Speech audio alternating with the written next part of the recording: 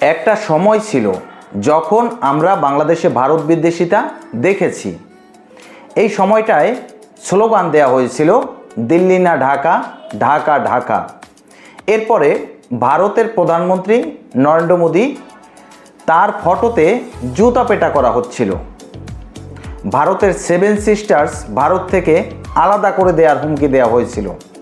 আমরা সেই সময়টা কিন্তু পার করে এসেছি। এখন বাংলাদেশে নির্বাচিত সরকার আছে। সরকারের প্রধানমন্ত্রী জনাব তারেক রহমান সাহেব, তিনি বাংলাদেশকে উন্নয়নশীল একটি দেশে পরিণত করার জন্য তিনি প্রতিজ্ঞাবদ্ধ। এই সময় এখনও যদি আমরা ভারত বিদ্বেষিতা দেখি, সরকারের পক্ষ থেকেও যদি এ ধরনের কথা বলা হয়, তাহলে আমাদের তথা বাংলাদেশের ভবিষ্যৎ অনিশ্চিত। কারণ ভারত বিদ্বেষিতার ফলে আমাদের অর্থনীতির মেরুদণ্ড অলরেডি ভেঙে গিয়েছে। যদি একটু লক্ষ্য করেন যে শেখ হাসিনা সরকারের পতনের পর থেকে একের পর এক অর্থনৈতিক ভরাডুবি আমরা দেখেছি। ভারত তাদের ট্রান্সশিপমেন্ট বন্ধ করে দেওয়ার ফলে হাজার হাজার কোটি টাকার বিনিয়োগ বন্ধ হয়ে গেছে বাংলাদেশে। এবং যখন ভারত বাংলাদেশের বর্ডার বন্ধ করে দিল, তখন ভারত বাংলাদেশের যে ব্যবসায়িক সম্পর্কটা ছিল সেটাও একদম তলানিতে গিয়ে পৌঁছেছে।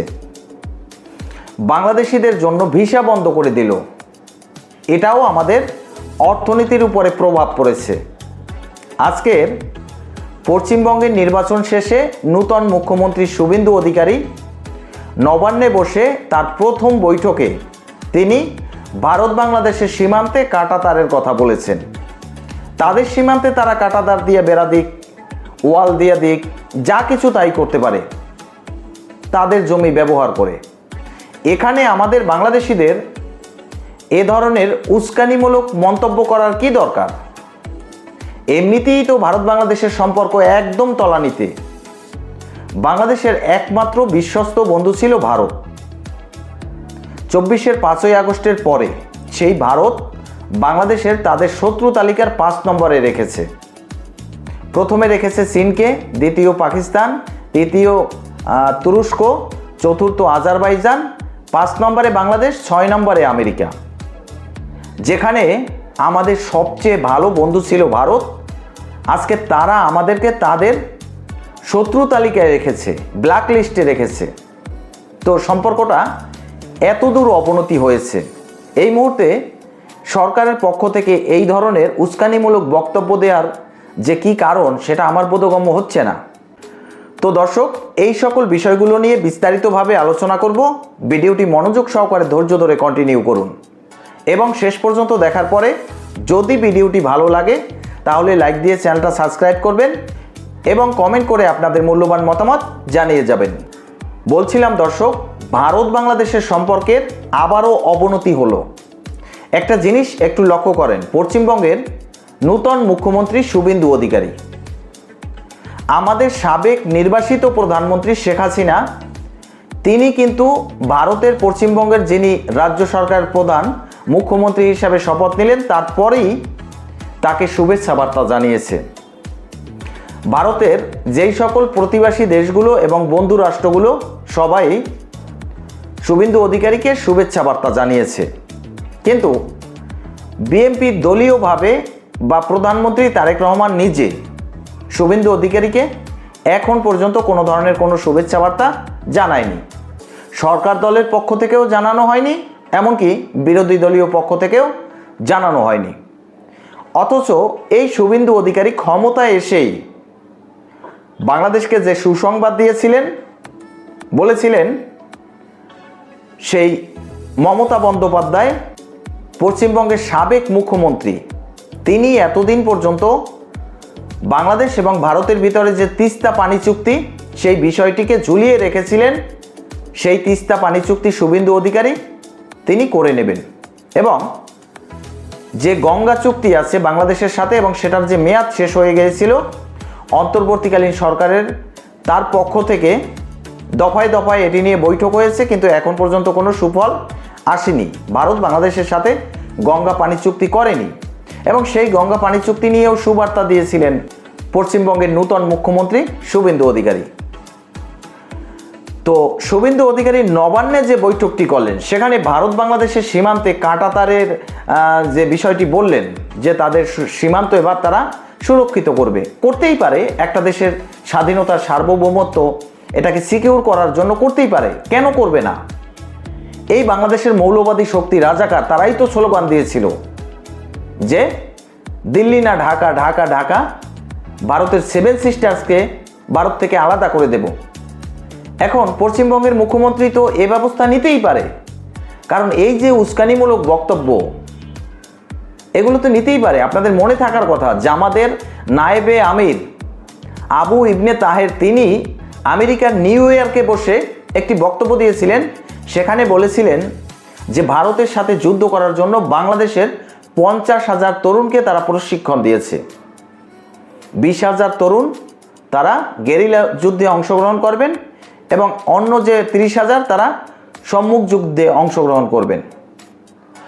তো এই যে উস্কানিমূলক বক্তব্যগুলা এবং আরও অনেক বক্তব্য আছে, অনেক ওই যে মৌলবাদী মুসলমান তারা এরকমেরও বলছিলেন যে যদি ভারতের 40 কোটি মুসলমান ভারতের বিরুদ্ধে যুদ্ধ করে তাহলে ভারতকে পরাজিত করে দেবে, অথবা বাংলাদেশের পক্ষ থেকে যুদ্ধ করে ভারতকে হারিয়ে দেবে।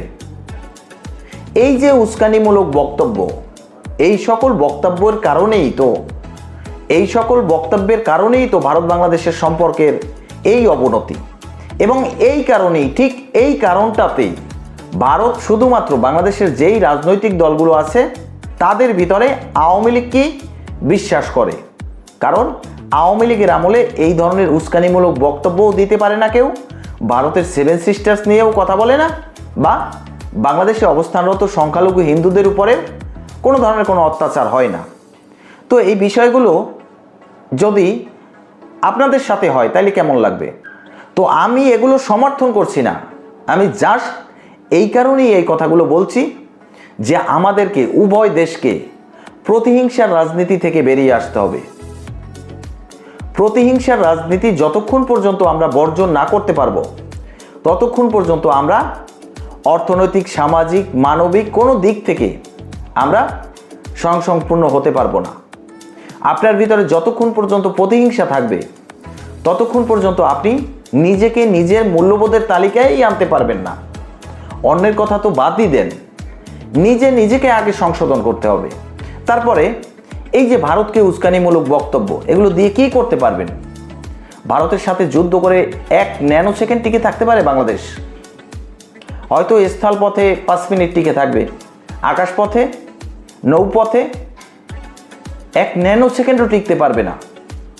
যারা পৃথিবীর 4র্থ বৃহত্তম পরাশক্তি, অর্থনৈতিকভাবে যারা 3য় বৃহত্তম পরাশক্তি, তাহলে তাদের সাথে এই ধরনের উস্কানিমূলক বক্তব্য দেয়া, তাদের সাথে সম্পর্ক খারাপ করা, এতে আলটিমেট ক্ষতিটা কার হচ্ছে? এই জ্ঞান বুদ্ধি কি আমাদের আছে? যদি থাকতো তাহলে অন্তর্বর্তীকালীন সরকারের আমলে আমরা দেখেছি বিভিন্ন রকমের ভারত বিদ্বেষিতা, সম্পর্ক একদম তলানিতে গিয়ে পৌঁছেছে। সরকার কি এখনো এটা বুঝছে না? তাহলে কেন সরকার তার পক্ষ থেকে বা সরকারের রাজনৈতিক দলের বিভিন্ন নেতাখাতারা তারা এরকমের উস্কানিমূলক বক্তব্য দিচ্ছে? সরকারের যে রাজনৈতিক দলটি, তাদের অবশ্যই নিয়ম শৃঙ্খলতার ভিতরে আনা উচিত। সংঘবদ্ধভাবে সবার প্রধানমন্ত্রী তারেক রহমানের কথা মেনে চলা উচিত। তো এই যে একটি চক্র বিএনপির ভিতরেও আছে, এখন দেখতে পাচ্ছি যে মৌলবাদী চক্র, এদের উস্কানিমূলক বক্তব্যের ফলে আলটিমেট আমাদের বাংলাদেশের অর্থনীতিটা ভঙ্গুর হয়ে যাচ্ছে। আচ্ছা, বারবার বলি, এই যে মধ্যপ্রাচ্যের যুদ্ধ, হরমুজ প্রণালী থেকে তেল আসছে না, জ্বালানি আসছে না, আমাদের বাংলাদেশে 1.5-2 মাসের তেল মজুদ আছে, আমরা কোথা থেকে তেল পাবো?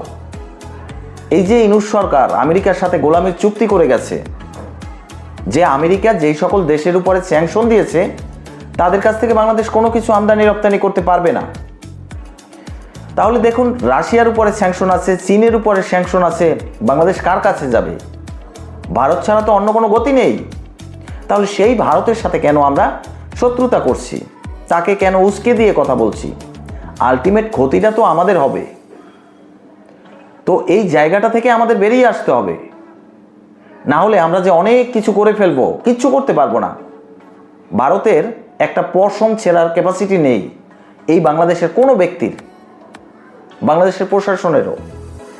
এটা ওপেন সিক্রেট কথা। তারপরে জেনে শুনেও কেন এ ধরনের উস্কানিমূলক বক্তব্য? আমাদের এটাতে কি ফায়দা হবে? আমরা কি অনেক কিছু করে ফেলবো? কেন বলি? প্রশ্নটা এখানেই। তো এই জায়গাগুলো থেকে বেরিয়ে আসতে হবে। ভিডিওটি সর্বোচ্চ পরিমাণে শেয়ার করে দিবেন, ভালো লাগলে লাইক করে চ্যানেলটা সাবস্ক্রাইব করবেন। আজকের এই পর্যন্তই শেষ করছি। পরবর্তীতে নতুন কোনো ভিডিও নিয়ে আসবো। সেই পর্যন্ত ভালো থাকুন, সুস্থ থাকুন। আল্লাহ হাফেজ।